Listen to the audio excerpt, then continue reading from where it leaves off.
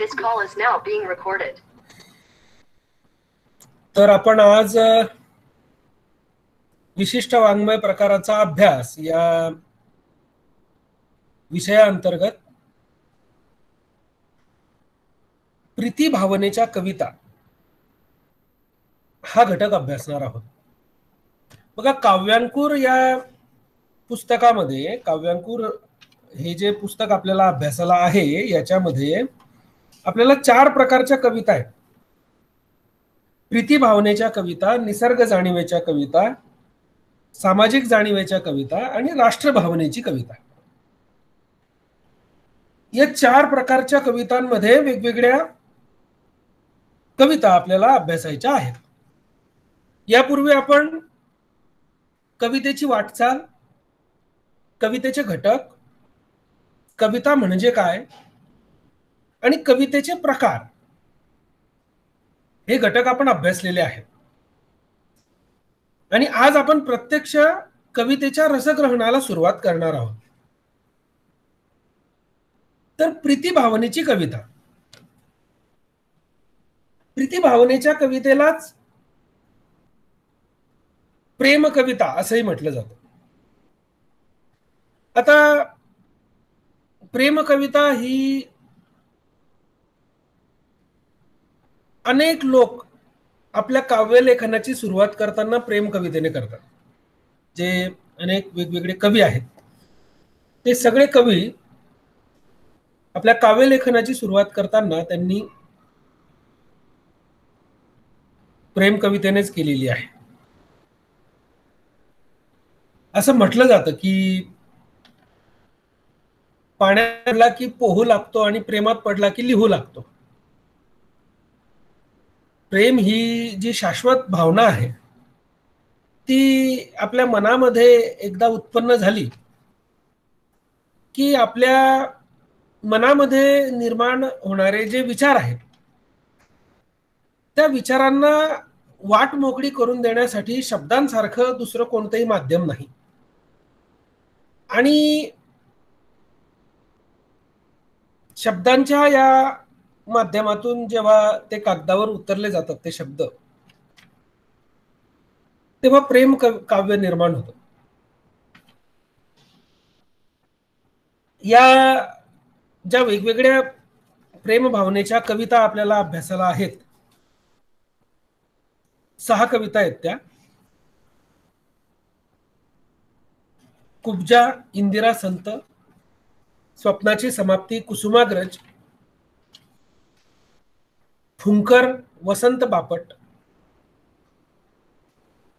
मनातल्या मनात मी, सुरेश भट, एकमय होतो आपण, प्रज्ञा लोखंडे आणि खंत, नागराज मंजुळे. या 6 प्रेम कविता आपल्याला अभ्यासायच्या आहेत. त्यातली आज पहिली कविता जिची चर्चा आपण करणार आहोत, तिचं रसग्रहण मी माझ्या आकलनाला, म्हणजे मला जे आकलन झालं या कवितेचं त्यानुसार मी कुब्जा या कवितेचं रसग्रहण आपल्या समोर आज सादर करेल. प्रीती भावनेच्या कविता, त्यातली पहिली कविता कुब्जा, इंदिरा संत.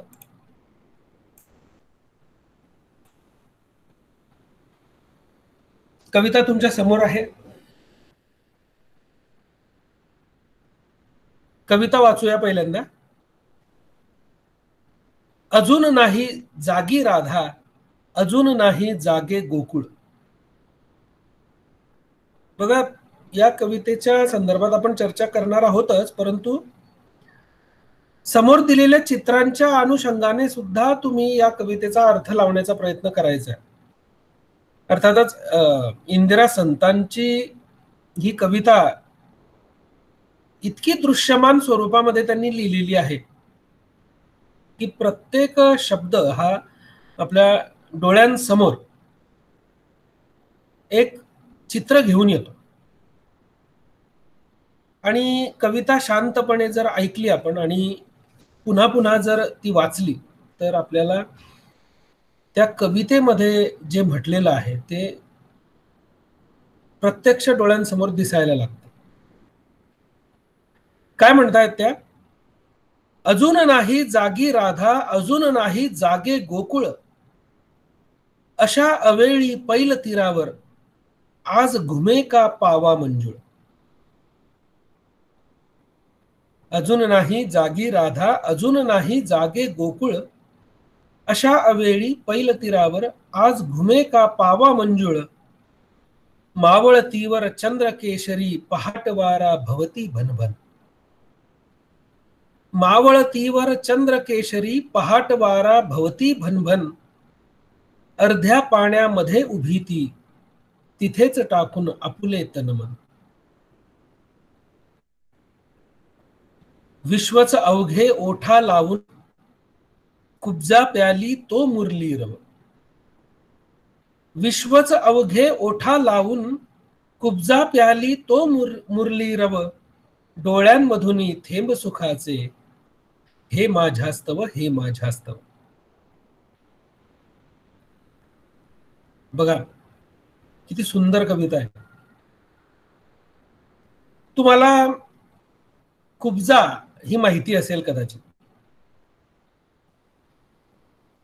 कृष्ण भक्तीचा जेव्हा जेव्हा उल्लेख होतो तेव्हा या कुब्जाचा उल्लेख होणं अपरिहार्य आहे.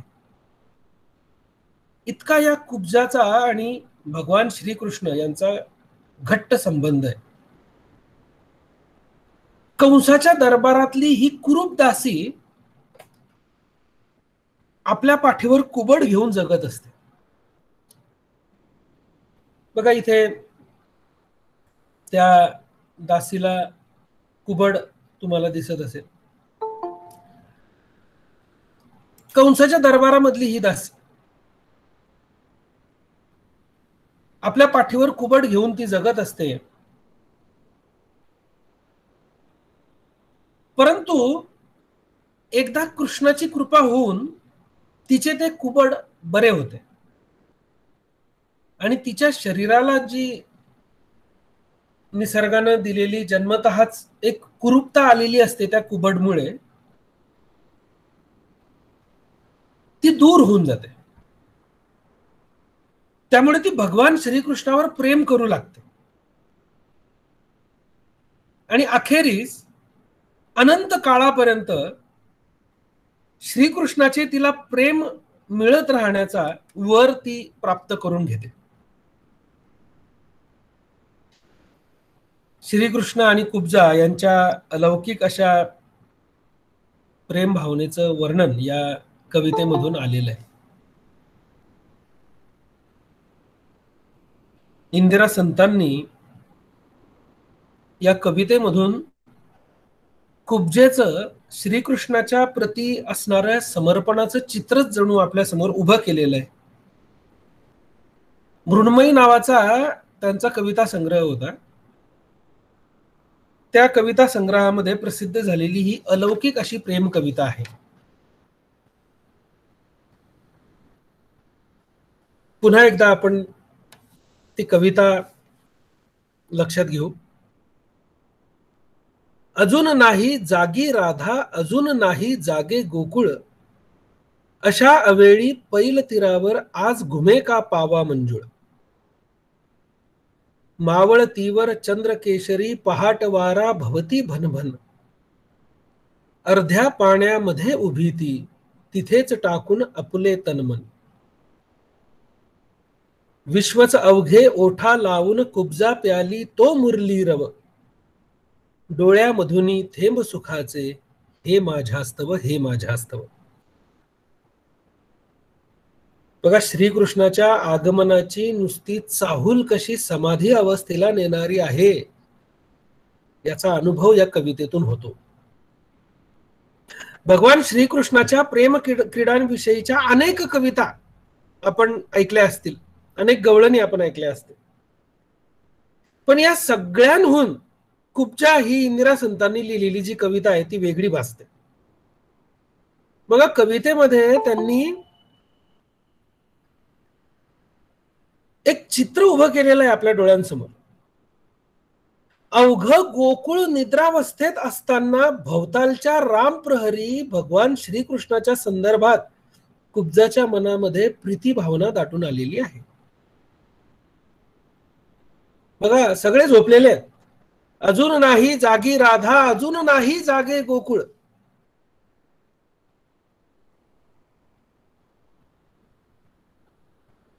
अशा वेळी श्रीकृष्णाचा विचार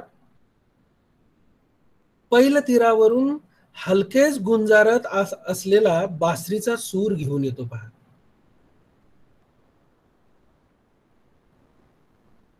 अशा वेळी पैल तीरावर आज घुमे का पावा मंजुळ. पावा, पावा म्हणजे काय? बासरी.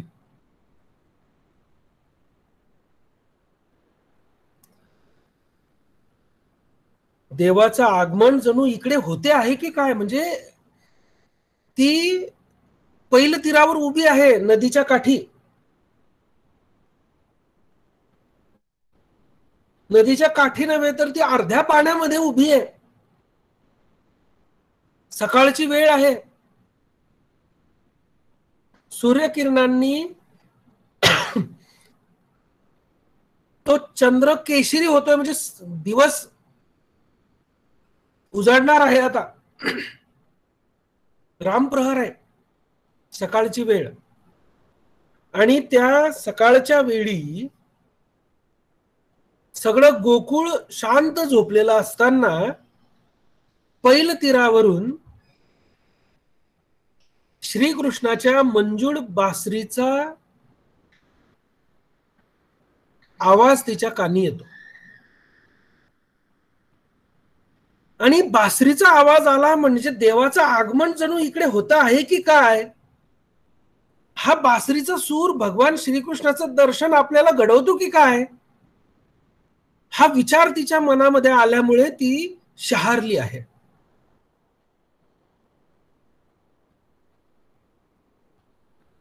बघा काय अवस्था आहे तिची. आपल्या प्रियकराच्या आगमनाची तिला चाहूल लागलेली आहे. तिचा प्रियकर कोण आहे? श्रीकृष्ण.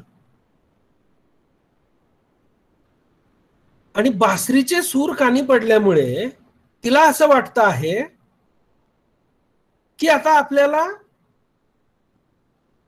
श्रीकृष्णाचं दर्शन होतं की काय.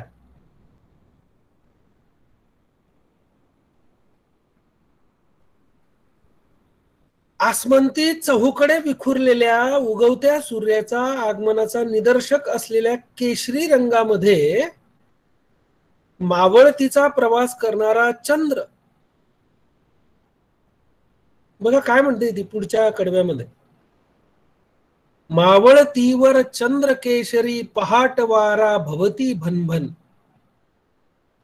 अर्ध्या पाण्यामध्ये उभी ती तिथेच टाकून आपुले तनमन. मावळतीवर म्हणजे चंद्र मावळतोय आता.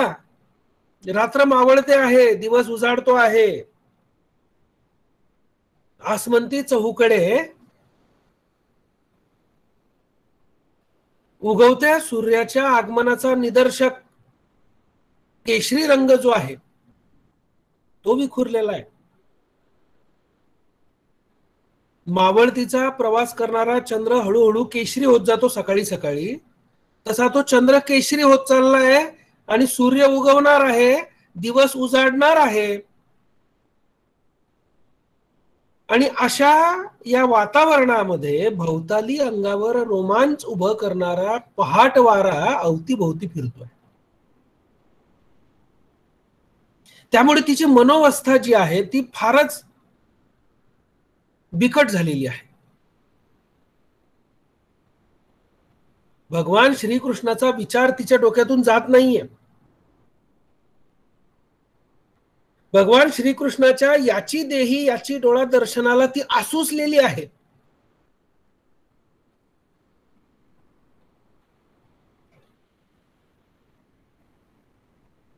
अशा यावेळी भगवान श्रीकृष्णाचं दर्शन आपल्याला घडणार नाही म्हणून किमान त्याच्या मुरलीतून प्रस्फुटित होणारा तो मंजूळ ध्वनी तरी किमान कानामध्ये साठवून ठेवावा. त्यातला एकही स्वर सुटता कामा नये. त्यातल्या ध्वनीचा कण आणि कण अखेरीपर्यंत आपण जतन करून ठेवावा.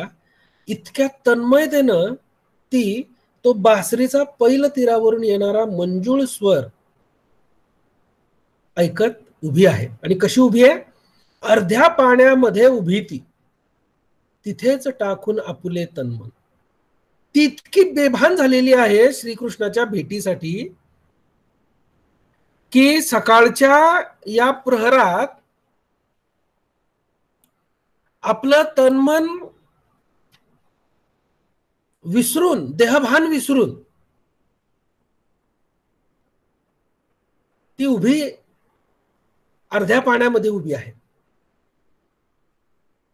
आणि मावळ आणि पैल तीरावरून येणारा श्रीकृष्णाच्या बासरीचा जो ध्वनी आहे तो ती कानामध्ये साठवते आहे.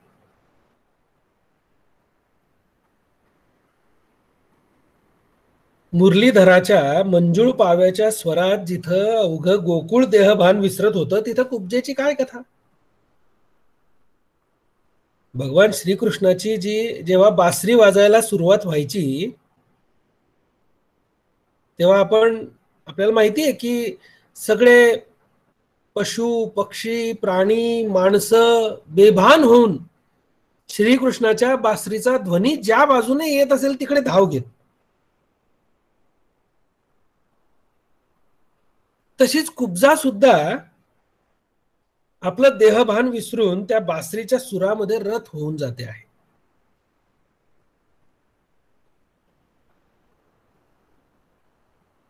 इथे कवी बी हे त्यांचं टोपण नाव आहे. नारायण मुरलीधर गुप्ते हे त्यांचं पूर्ण नाव. यांच्या चाफा या कवितेची आठवण होते. चाफा या कवितेमध्ये जे युगल आहे, जो प्रियकर आणि प्रेयसी आहे, ते म्हणतात की विश्वाचे अंगण आम्हा दिले आहे आंदण, आपण करू शुद्ध रसपान. हीच भावना कुब्जाच्या मनामध्ये दाटून आलेली आपल्याला पुढच्या कडव्यात पाहायला मिळते. पहा काय ते कडवं. विश्वच अवघे ओठा लावून कुब्जा प्याली तो मुरली रव. विश्वच अवघे ओठा लावून कुब्जा प्याली तो मुरली रव, डोळ्यांमधून थेंब सुखाचे हे माझ्यास्तव, हे माझ्यास्तव. या ओळींमधून जणू भोवतालच्या विश्वाच्या चराचरामध्ये घुमलेला मुरलीरव म्हणजे बासरीचा नाद, बासरीचा ध्वनी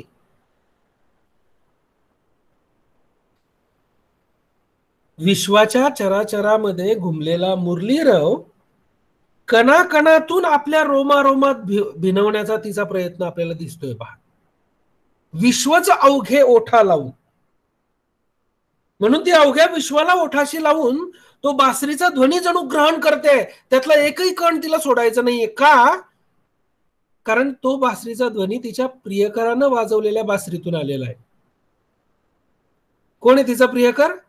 भगवान श्रीकृष्ण. बासरीच्या त्या मंजूळ आवाजानं तृप्त झालेलं तिचं भावसंवेदनशील मन तिच्या डोळ्यांमधून समाधानाच्या अश्रूंनी प्रकट होतं. पहा,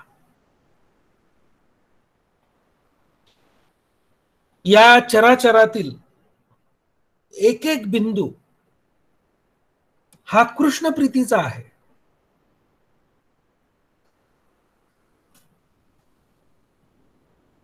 आणि तो नुसता कृष्ण प्रीतीचा नसून तो माझ्यासाठी आहे.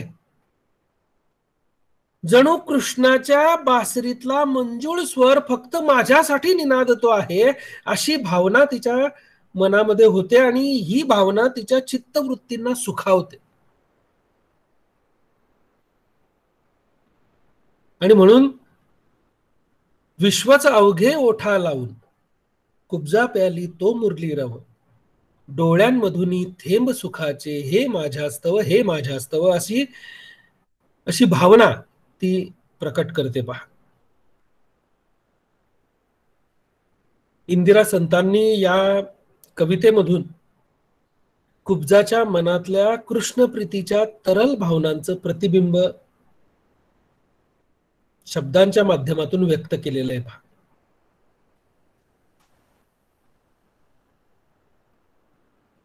अवघं गोकुळ झोपलेलं असताना, अवघं गोकुळ झोपेत असताना पैल तीरावरून येणारा बासरीचा मंजूळ स्वर भगवान श्रीकृष्णाचं दर्शन आपल्याला घडवतो की काय? रामप्रहर आता संपणार आहे, रात्र मावळणार आहे, दिवस उजाडतोय आणि म्हणून मावळतीवर चंद्र केशरी रूप धारण करून उभा आहे. अवतीभोवती अंगावर रोमांच उभे करणारा पहाटवारा भनभन करतोय आणि अशा या सगळ्या वातावरणामध्ये अंगावरती रोमांच घेऊन अर्ध्या पाण्यामध्ये ती आपलं तन मन टाकून उभी आहे. भवतालाचं भान विसरली आहे. कृष्णाच्या बासरीचा मंजूळ स्वर जो आहे त्याचा कण आणि कण प्राशन करते ती कानाने, आणि तो कण फक्त माझ्यासाठी आहे अशी भावना तिला होते. म्हणून अवघं विश्व ओठी लावून तो बासरीतून निघणारा मंजूळ ध्वनी ती प्राशन करते. तिच्या नुसत्या आपल्या प्रियकराच्या बासरीच्या ध्वनीने तिच्या डोळ्यांमध्ये आनंदाचे अश्रू दाटून येतात आणि ती म्हणते की हा बासरीचा ध्वनी फक्त माझ्यासाठी आहे. तिच्या मनातल्या भावनांच्या हिंदोळ्यांवर कृष्ण प्रीतीची ओढ आहे. पहा, आणि ती किती नेमकेपणानं इंदिरा संतांनी उभी केलेली आहे. कुब्जाच्या आसुसलेल्या मनात दाटलेली ही जी अधीरता आहे, तिच्या डोळ्यांमध्ये उमटलेली भगवान श्रीकृष्णाची मूर्ती साकार होण्याकडे ही कविता प्रवास करते. भवतालच्या आसमंतात पसरलेल्या नुसत्या कृष्ण मुरलीच्या ध्वनी लहरींनी आपल्या प्रीती भावनेची कृतकृत्यता जिला जाणवते ती कुब्जा ही विशुद्ध प्रेमाचं प्रतीक आहे. पहा, किती विशुद्ध प्रेम आहे तिचं. कुठलाही स्वार्थ, अप्पलपोटेपणा, वासना तिच्या मनामध्ये नाहीये. अत्यंत निरपेक्ष असं प्रेम ती श्रीकृष्णावर करते. पहा, म्हणजे आपला प्रियकर नाही भेटला तरी त्याच्या बासरीच्या नुसत्या मंजूळ ध्वनींनीच ती सुखावते आहे. म्हणूनच ती विशुद्ध प्रेमाचं प्रतीक आपल्याला भासते इथे. तिच्या मनातल्या भावनांचा जो कल्लोळ आहे, प्रेम भावनांचा कल्लोळ, हा इंदिरा संतांनी अत्यंत नेमकेपणाने आणि अत्यल्प शब्दामध्ये मांडलेला आहे. पहा, अशी ही सुंदर अशी कविता कुब्जा इंदिरा संत यांनी लिहिलेली.